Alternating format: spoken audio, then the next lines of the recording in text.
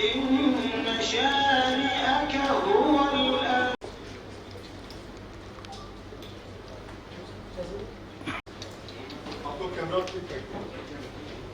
Patron of this institute, and I want to also, on behalf of the Board of Governors and its chairman, professionals who had been. You are aware, sir, that this institute was created in wisdom and foresight at that time that every executive branch inputs to the government on themes which are relevant.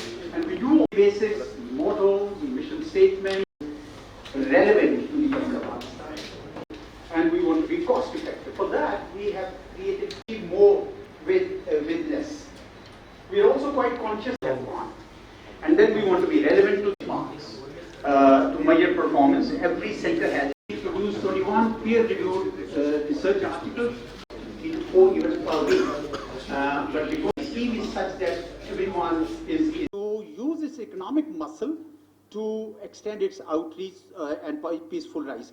Europe and Russia were by and large sitting on the sides until Ukraine crisis erupted, and now you can see that the impact of West sanctions against Russia is being felt worldwide in many ways, especially in that also we have also worked extensively on the human resource management, because we believe motivation works as much as a coercive approach, if not more. We have a fantastic library. This library, Mr. Foreign Minister, is like a public service, because only for a paltry 1,500 rupees for a whole year, everyone can get books and articles on everything. So it's a public service we do, but it's a well-stocked library. We have a fairly reasonable digital presence too. The theme that we are following this year is national security, expanding horizons. This is the theme. This essentially stems from a tripod of traditional human and economic securities. Our strategic goals for 2022 are essentially the same that were part of our vision. We want to project the narratives favoring Pakistan. We want to counter disinformation. We want to provide policy inputs, and we want to reach out to the outside world.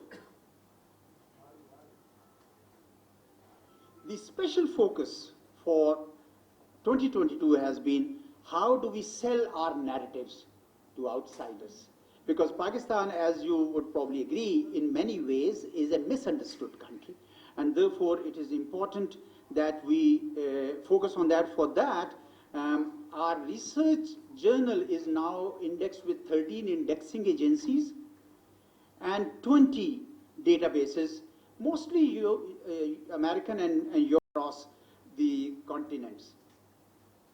Our centers of excellence, as I indicated, one of them works on China. Pakistan Study Center works on not only in China, other neighbors of India.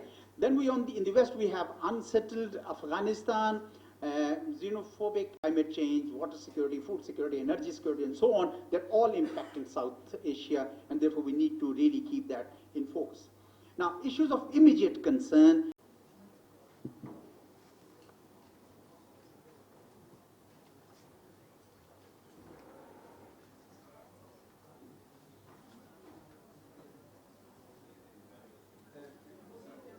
Thank you, sir. Yes.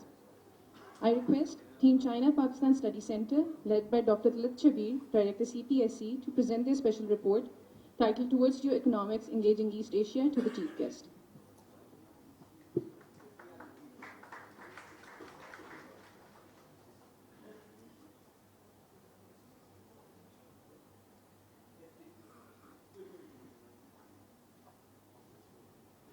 I request Team Arms Control and Disarmament Center, led by Mr. Malik Qasim Mustafa, Director ACDC, to present their special report titled Achieving National Security, Role of Emerging Technologies to the Chief Guest.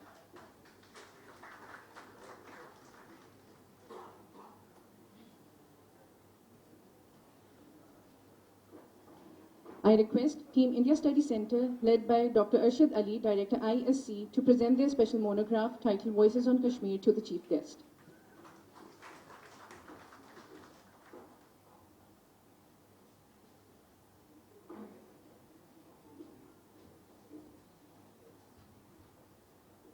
I now request Team Center for Afghanistan, Middle East and Africa.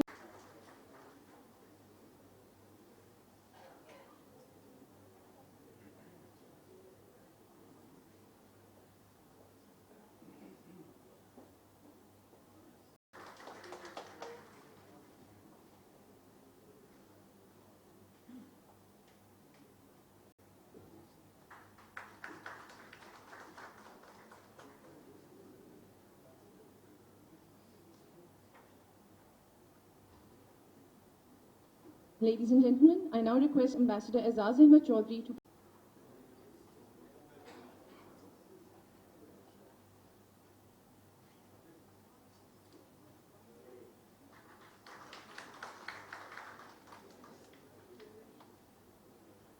Ladies and gentlemen, this brings us to the end of today's event. On behalf Mr. We now have the pleasure of inviting you to share your thoughts.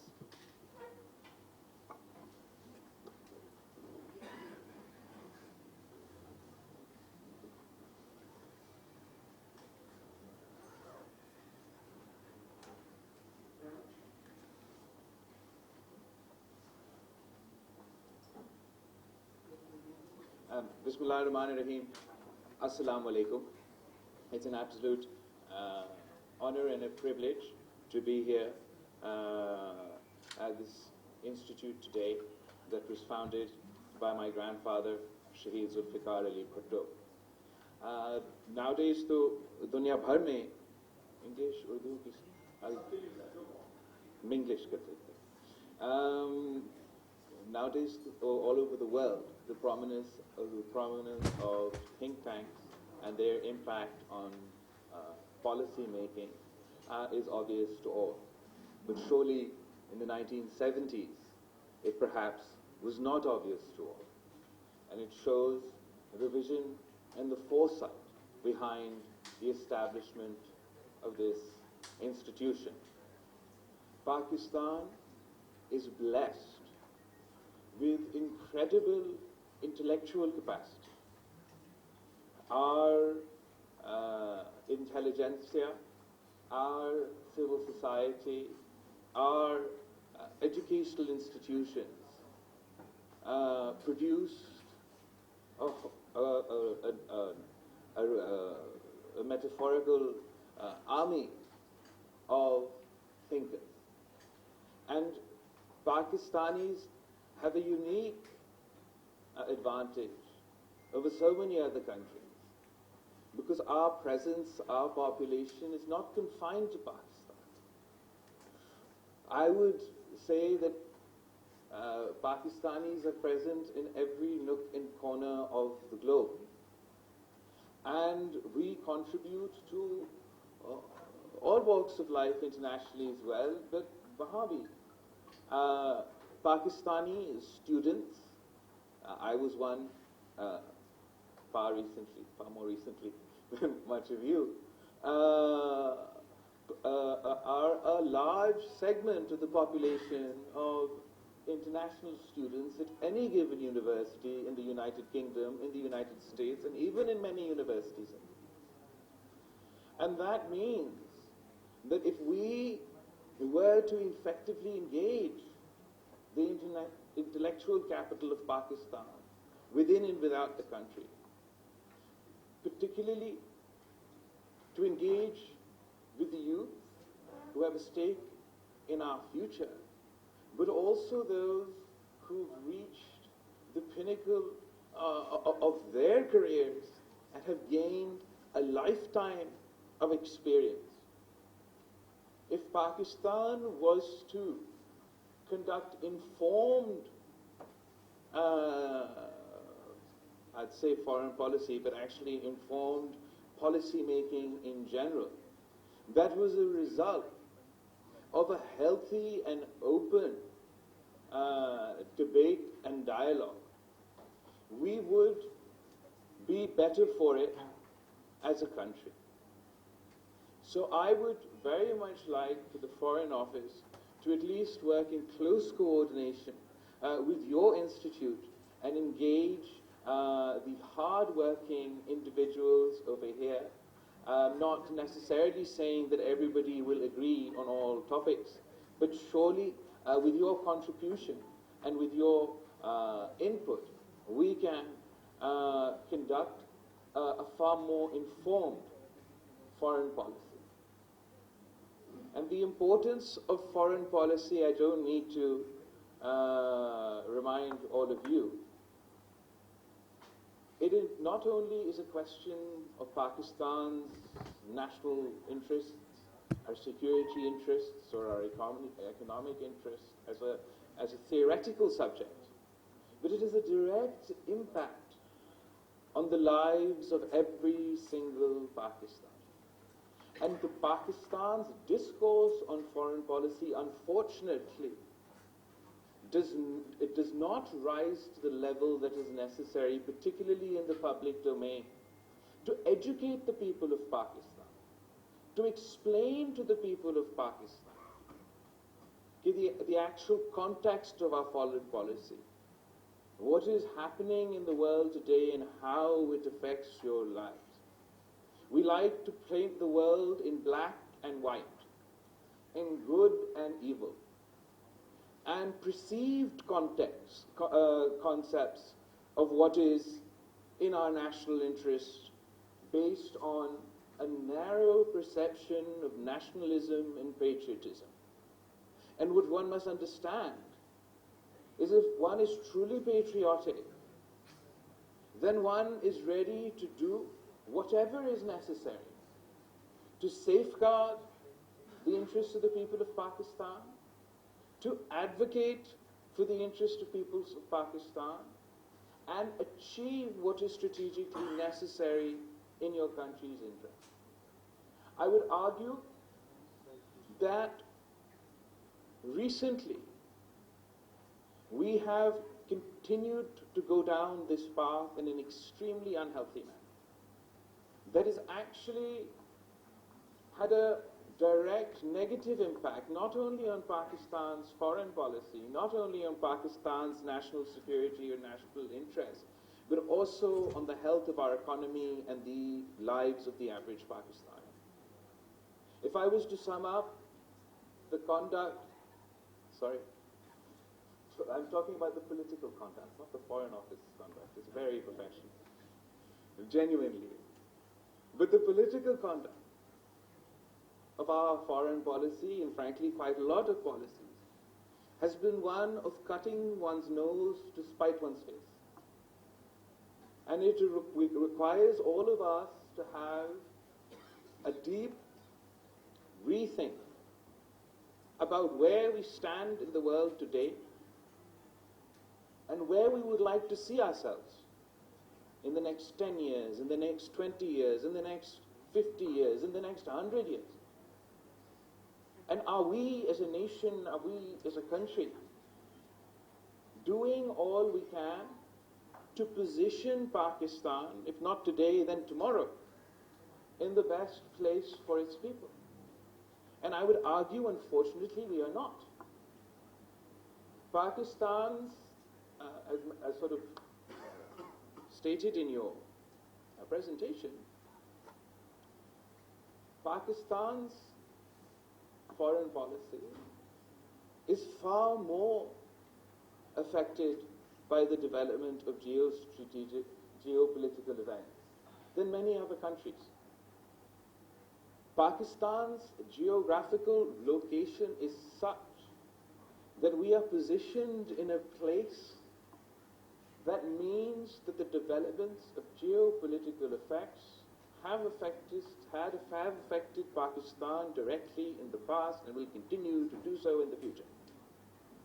Our neighbor to the north is China, our all-weather friend. Whether we like it or not, we will never be able to change the fact that India is also our neighbor. And on the other side, we have Iran, from where I've just returned on my first official visit as foreign minister, and of course, Afghanistan. So it is very easy to see that the development of global geopolitical events have had a direct impact on Pakistan. But have we been conducting ourselves in a way that engages with these challenges, sees them as not only challenges but also an opportunity? I don't think we have been. Or if we have been, I'm sure we've been trying to, but there's a lot more potential which is just waiting to be unlocked. Diplomatically, economically, culturally, politically. We believe that engagement is the answer. When I say we're cutting our nose to spite our face, I mean that if we're not even going to try and engage on the basis of one issue or the other, then how can we hope to impact or change the course of events? Because the decision Pakistan makes, I believe, not only will change the course of events or the direction that our country will take, our people will take, our economy will take, but the decisions that Pakistan takes and its conduct will directly impact world events. Ambassador, you talked about the presumption, the way that most of the world is seeing global events developing today, of global power conflict, great power conflict. Now, is this great power conflict in the interest of Pakistan? And can Pakistan do anything to mitigate, avert, or play its part, rather than increasing conflict, increasing tensions, but actually to reduce tensions, to play a bridge, to play a role, to enhance engagement? I believe we have in the past, and we can do so again. If it is in the context of our relationship with China, there is no doubt that Pakistan's relationship with the people of China will continue to grow from strength to strength. We are committed to our economic engagement. We have achieved quite a lot through the China-Pakistan economic corridor, and there's much more for us to unlock as far as our economic potential is concerned. But if the development of global events take the trajectory as we see today, then it surely doesn't serve Pakistan's interests that a great power conflict break out in our neighborhood. And the consequences for that, for our people and for our region, are significant. In the past, Pakistan has not played a role of an aggravator in such a conflict. In fact, Pakistan has played the role of a bridge. Pakistan has played a role of a bridge in the past between the United States and China in establishing diplomatic relations between the two countries. And there's, rather than being perceived as it being inevitable for us to be sucked in to a great power conflict in the region, Pakistan still has the potential to play the role as a bridge between great powers rather than a divider. And that requires engagement. It requires engagement with the United States as well. And our relationship with the United States has also been heavily tinted by a specific security lens. We are, Pakistanis particularly, as I said, are so well positioned. If we engage with our overseas communities, if we engage with our intellectual capital, and if we engage with the United States, not just as a country, but as a people, to put across our point of view and provide not only economic opportunities for our people, but to play a role in reducing rather than increasing the tensions on the world stage. We have our issues with India. Pakistan and India have a long history of war, conflict. And we've reached a point today where we have serious disputes. The events of August 2019 cannot be taken lightly. The undermining, or the attempted undermining of the internationally disputed status of Indian-occupied Kashmir, the beginning of a process to undermine the Muslim majority and artificially empower the minority, are such important issues for us that indeed we have to take them up in the most serious and most aggressive manner. They've formed a cornerstone of any conversation that I've had. Is that the Azan? Acha. They formed the cornerstone of any conversation that I've had since becoming Prime Minister. And indeed, it's an incredibly significant assault on the rights of the people of Kashmir. Then, in May, we had the Delimitation Commission.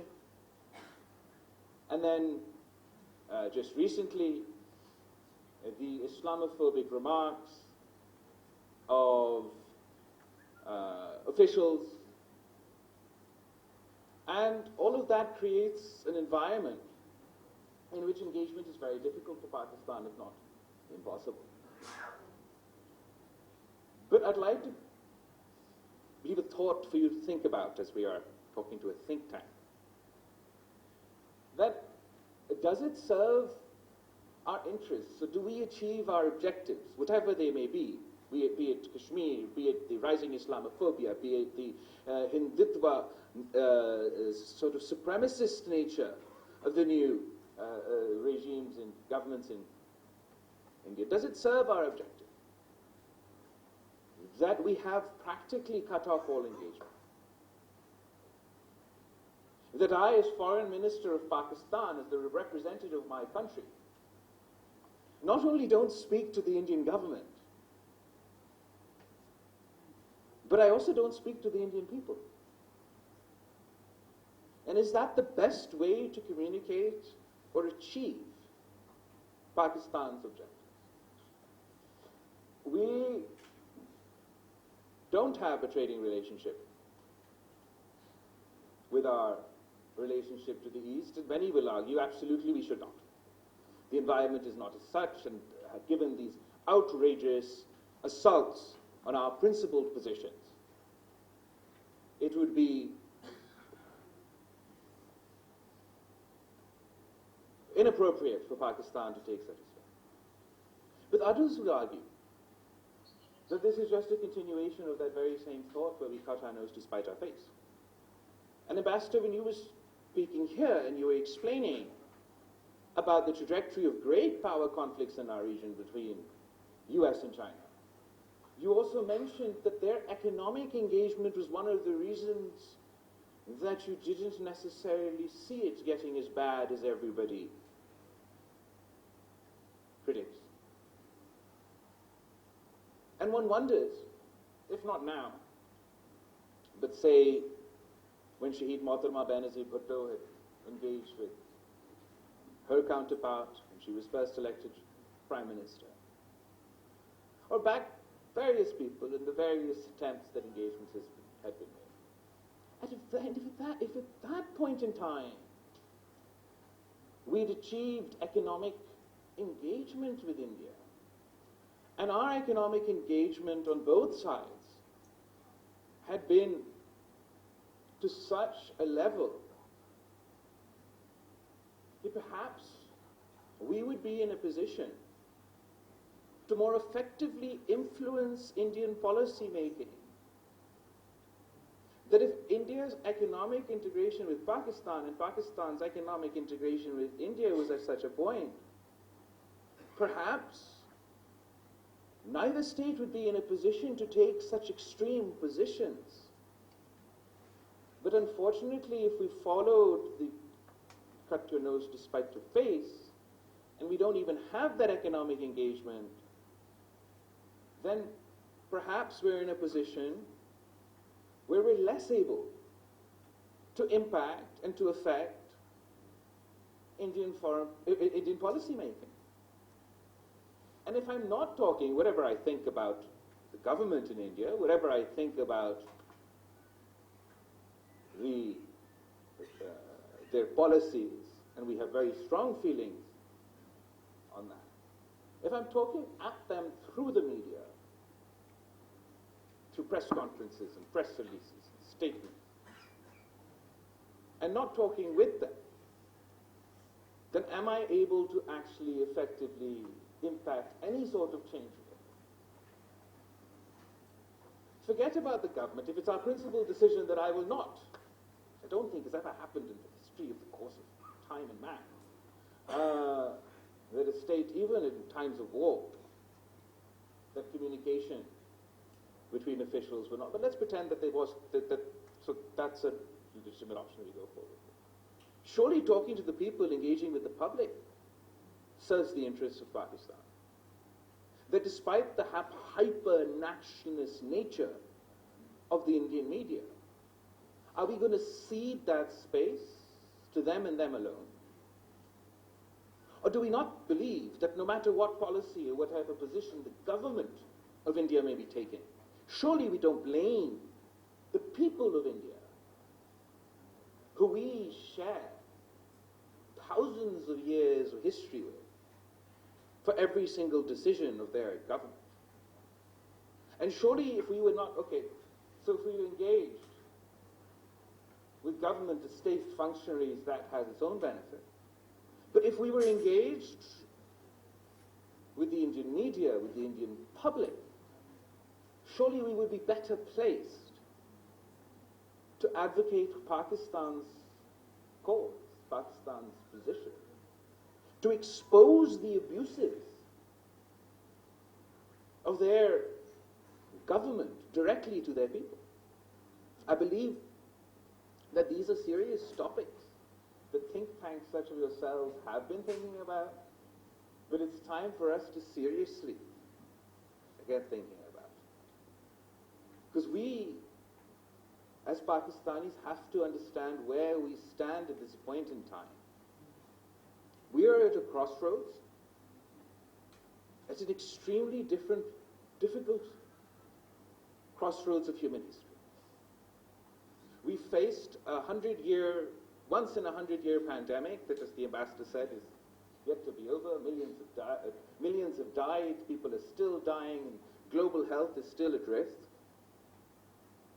The threat of climate change is real and something that we as Pakistanis at least can no longer deny.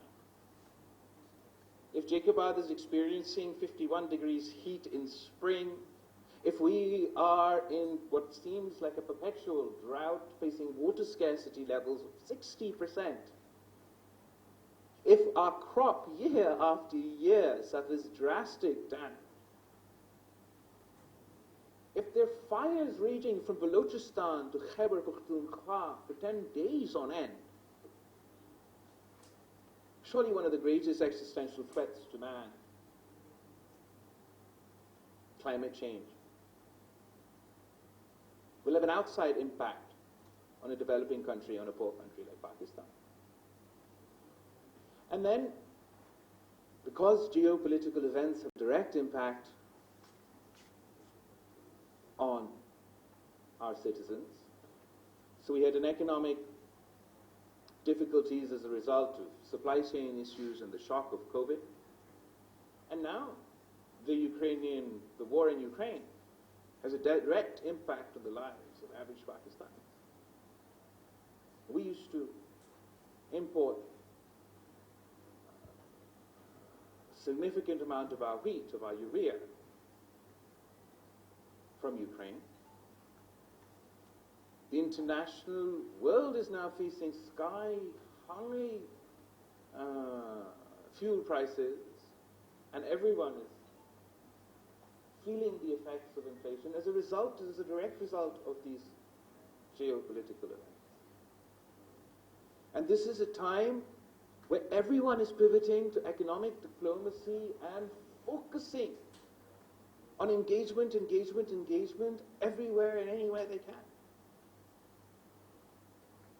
And it is unfortunate that human history will record, but it will record this. When we were facing the existential threat of a pandemic and of climate change, the world decided to go to war, but that's what they decided to do. In Europe, there's a war, the tensions and conflicts threatening to spill out all over the place.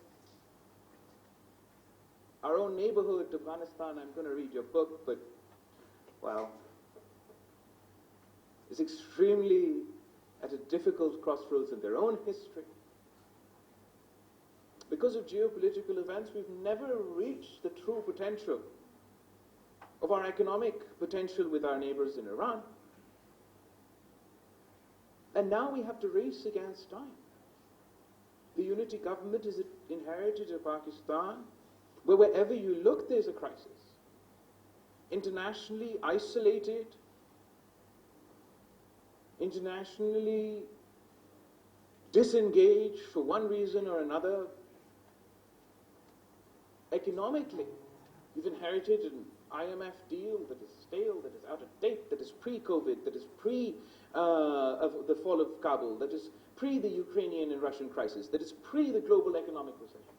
But that is what you've got. Then you've inherited such economic decisions that can only be described as a suicide attack on our economy. That not only make things difficult for Pakistan, but obviously make things incredibly difficult for the average Pakistani. You've inherited institutions that have faced challenges throughout our course of our history, but in our view, for the last 3 to 4 years, have been playing rather than a constitutional role, a more controversial role, while we're hoping for a transition back towards its constitutional role that poses its own challenges. And whether it is on the economy, whether it is our domestic challenges, and whether it is our foreign policy, everybody has come together in this unity government to address these issues together. I am manning our foreign policy and our international challenges. Others are manning their own ports. And we're working together under incredibly difficult circumstances, not only for us and for the world. And it's time for all of us to work together and start thinking of new ways for Pakistan to conduct itself, internally and externally, with the sole objective of not best benefiting me or not benefiting any one individual, but benefiting the people of Pakistan over any perceived notion of hyper-nationalism or hyper-patriotism. The most patriotic thing we can do, as I can do, as a foreign minister of Pakistan, is to conduct a humble foreign policy based on the reality of challenges that face my country,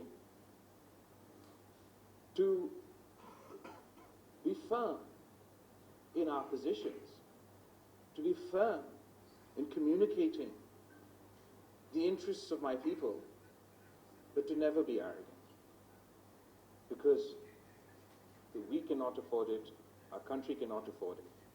So I'm once again extremely grateful for this opportunity to address you today, and I look forward for my ministry working closely with your institute for us to think of ways to together address the challenges that we are facing. Thank you so much.